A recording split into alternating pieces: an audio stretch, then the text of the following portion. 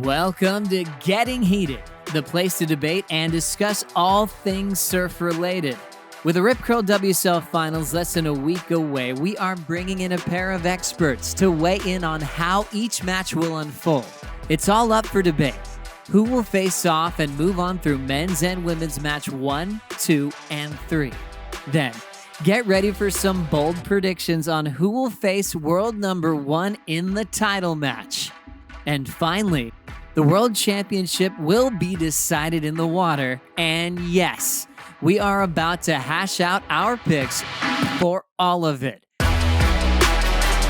Coco Ho is standing by with this week's guests.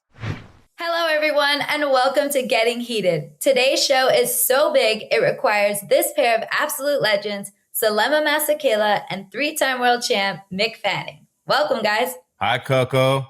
Mick, you look wonderful in mustard, mate. Thank you. It's I just thought yellow jersey, world titles. Let's get it. How are you, Coco? Good, guys. Wow, we've been waiting all season to say this. The Rip Curl WSL finals are less than a week away. Can you guys feel the pressure? So much pressure is building. It's incredible. I love that it's coming down to one day. The preparation and all the sharpening of all the tools is going to be so on point for this day. It's going to be awesome. Yeah, and I think with all of the chatter within the surfing community of the last year, some people thinking, well, I can't believe it's just going to be this one-day playoff situation. It just heightens the drama. Obviously, the athletes have to show up, but the audience, the crowd is wondering, like, is this going to work? Are we going to get fired up on it? And I think we're in for some big things. I completely agree. Before we move forward, let's go through how the event format works. The WSL Final 5 men and women will face off in a one-day, winner-takes-all battle for the world title. The matches are head-to-head, starting with match 1, where world number 5 will face world number 4. The winner of that match will advance to face world number 3 in match 2. From there, the winner of match 2 will progress to match 3 to compete against world number 2. The winner of match 3 will move on to face world number 1 in the title match.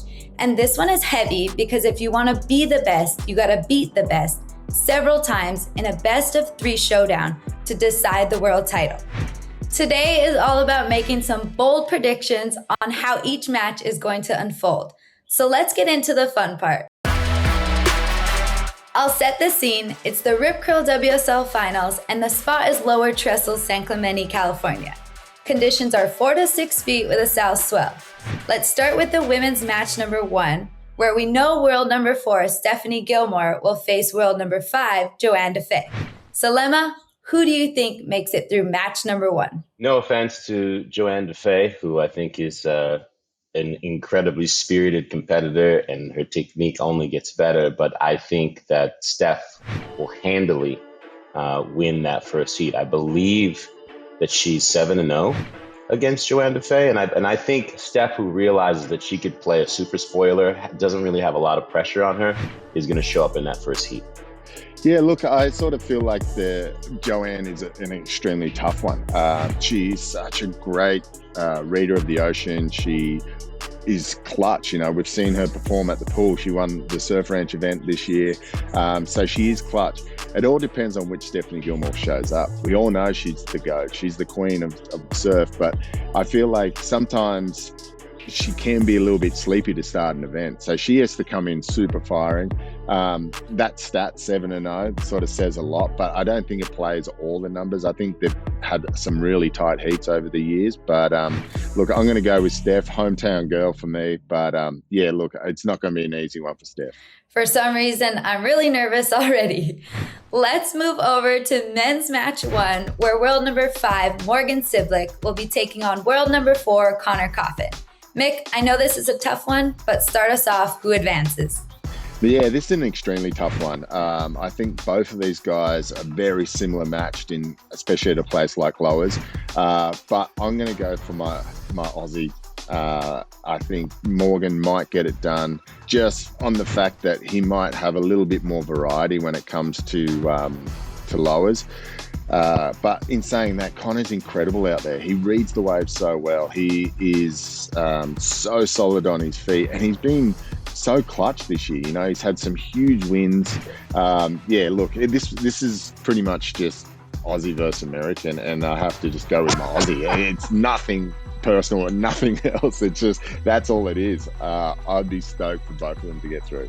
Morgan Sibleck has definitely been one of my favorite stories this season. The fact that he's just so, right from the very beginning, was not intimidated and said, I'm going to take my opportunity and show you that I'm supposed to be here. And it's been great to watch. That said, the way Connor has each season built his confidence, done the things necessary to round out his surfing from being so singular. And as Mick said, he knows lowers like the back of his hand. This is a guy who makes a long drive from Santa Barbara on a regular basis to go down there, put in the work. He's fired up as the only American in the draw on finals day, and he will get the win in that first heat. Yeah, I feel like both of these two guys aren't scared of the big moments either. I think they rise. They love that underdog approach. So that's why it's so tough, this one. You could go over this matchup over and over again, and you're going to come out with a different outcome, depends who you talk to, every single time, because they are so close. Yeah, I don't think Morgan's afraid of big moments. He's proven that all season, but this is the biggest moment. And I think he's going to feel it in a way that will give Connor a decided advantage. Yeah, whoever wins, I'm stoked. The match 1 picks are in. When we return, we're moving over to match 2 and match 3, where Mick and Selema are dueling it out with their predictions. We'll be right back. Welcome back to Getting Heated. I'm joined by longtime surf commentator Selema Masekla and 3-time world champ Mick Fanning. Guys, if you could go into the Rip Curl WSL finals ranked anywhere from world number 5 to world number 1, which spot would you pick and why? Selema, you first. I'm old, and the potential of surfing that many heats, if I was in the 5 spot, it's not going to be looking good for me when it came up against number 1. So I'm going to do I would say number 2. You know, get my feet wet and surf less to win more. I would be 100% number 1. When you're going up against the top 5 surfers in the world, you don't want to take any risks. So I'm going number 1. I don't care. I'll take the easy route. I've never been number 1 at anything. I've literally never won anything. So for me, number 2 would be like being number 1 in comparison to Mick here, who's the champion of all things. I love it. Let's keep the predictions going because it's time for match number 2. Just to refresh, we're talking lower trestles, San Clemente, California. Conditions are 4 to 6 foot with a south swell. You've each picked your match 1 winners to advance to match 2. So let's continue the men's side where world number 3, Felipe Toledo, is waiting for a piece of the action. Selema, what happens here? Thanks for coming out, Connor Coffin. We have some nice prizes for you waiting at the top of the trail. I believe Felipe Toledo, this is his home break. He's won here before.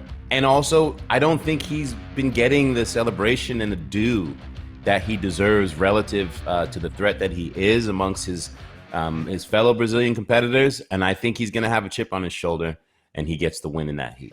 I think at 4 to 6 foot, it's going to be a little closer. There's probably bigger sections for someone like Morgan to come through and hit. But I think Philippe's got that X factor where he can do huge airs into huge wraps and finish off with a huge layback. And I think that flow is going to get him over the line here all the way to the next heat. 4 to 6 foot, long roping rights at lowers. This is the same Felipe Toledo who did 2 gigantic airs into wraps that we'd never seen before at 4 to 6 foot Jeffreys Bay. It's not a question. This is Felipe Toledo all day. Yeah, but also too, this is 4 to 6 foot is also, you know, if you pick Connor Coffin, he's going to be incredible on those long walls. He's going to be doing his technique arcs and flowing that all together as well. Morgan's going to be able to hit sections as hard as we've seen him hit all year long. Also too, sometimes Felipe can fold under the pressure, and we've seen that in the last few years. So that's another factor that we're going to look into. But as I said, I'm with you. I think Philippe will get it done. But yeah, at 4 to 6 foot, I don't think it's going to be a cakewalk for him. Yeah, I agree. I'm not talking about a blowout. It'll be a tight heat. Both of those competitors are amazing, but I'm with you. We're saying the same thing, but differently. That's the way we do it. That was cute, guys. Let's switch to the women's side of match 2, where Sally Fitzgibbons is sitting at world number 3 and ready for her challenger. Mick, how does this match go down? I think with Steph getting through one heat, her confidence is going to go up. She's an incredible surfer, and she, always brings it 100%. So Steph's going to have to be on her game. I think Steph will get it done just on the fact of she'll be heating up. In saying that, though, Sally gives everything. You can't deny her that she's one of the best women in the world, and she's been this close to winning world titles in the past. It's just been unfortunate that she hasn't got one. I've been very impressed with Sally this season, especially since she's been going it alone. And to see the manner in which her surfing has only gotten better, especially in these last 2 seasons, has been impressive. But to Mick's point, Steph with momentum in this kind of situation, this is why she has 7 world titles. And Sally has been close. So I'm going to definitely give the nod to Steph in that heat. But whilst anything's possible, I'm still sticking with Steph. Now that match 2 is set for both of you, we're moving on to match 3. Let's stick with the women and get your picks on the battle between world number 2, Tatiana Weston-Webb, and her challenger as predicted by each of you. Selema, kick this one off for us. Man, this is a really tough one for me, especially if Tatiana has the opportunity to go ham on her backhand the way she has been. But again, I like the momentum with Steph in this, like, being able to smell a championship mode. When she gets in championship mode, it's on, and I'm going to stay with Gilmore. What we've seen from Tatiana during this season, especially places like, when they went to Pipeline, is that she gets overheated. She gets too excited and makes little mistakes that cost her big.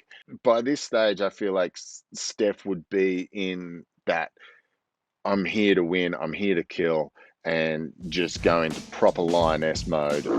Just, everything else is just blanked out. She's just going to be concentrating on how she can go out and be iconic. And I think that when Steph's being iconic out in the water, that's why she's the queen. She's just so good. Yeah, I just think that it's going to require Tatiana to surf perfectly in the most pressure situation that she's ever faced. And if she makes a mistake, I don't see her being able to overcome that, especially against a Stephanie that I predict will be very much on form and will take full advantage of it. Let's slide over to the men's match 3 with our reigning world champion Italo Ferreira sitting at world number 2. According to Mick, he'll be taking on Felipe Toledo. Mick, what happens next? This one's going to be a tight tussle. These two guys are actually 4-4. They're so spot on. So this is the tiebreaker. For me, if it's 4 to 6 foot, I think Philippe will get over the top of him. I think Italo's might feel a little bit of pressure seeing he is the reigning world champ. The other thing for Italo is that when he's in trouble, he finds these Hail Mary sections. And you can't really do that at Trestles. He'll go and just do a huge air off the biggest closeout he can find. Where Trestles, you sort of have to finish the whole way to get a massive score. So, look, I think Philippe will get over the top of him the same way he'll get over the top of Morgan or Connor in the previous heat, is just flowing those airs, those big carves, and those big laybacks all together. That's a really, really strong look at the situation. I like that analysis.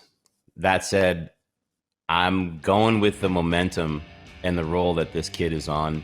And I think we saw shades of him being able to find that rhythm in long sections in Mexico. I think Italo wins this heat against Philippe. I think it'll be tight, but I think he will find an opportunity or a section to do something so crazy that it will be undeniable. Look, Italo grew up on a right-hand point. So he can obviously surf them. I think that's where he looks his best, to be honest, personally for me. But I just think that the variety and the flow that Philippe has, I think that will just get over the top of Italo. But it's going to be so nuts. This could be one of the heats of the century. Yeah, I agree. When we return, the 2021 World Championship is on the line. We're going deep into predictions on the title match next. We'll be right back.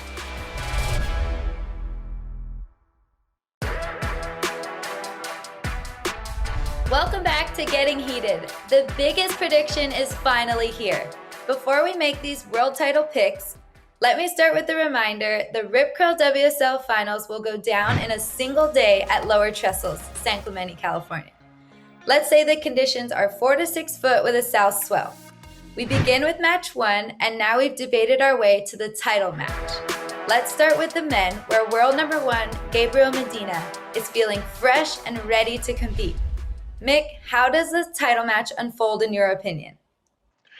Yeah, look, talking about Gabe being fresh, that's huge. With Philippe surfing 2 heats, he's young, he's got that much energy. It doesn't really matter too much. I feel like the way I sort of see this playing out is that Philippe's going to come out and win the first one just because he's so on fire.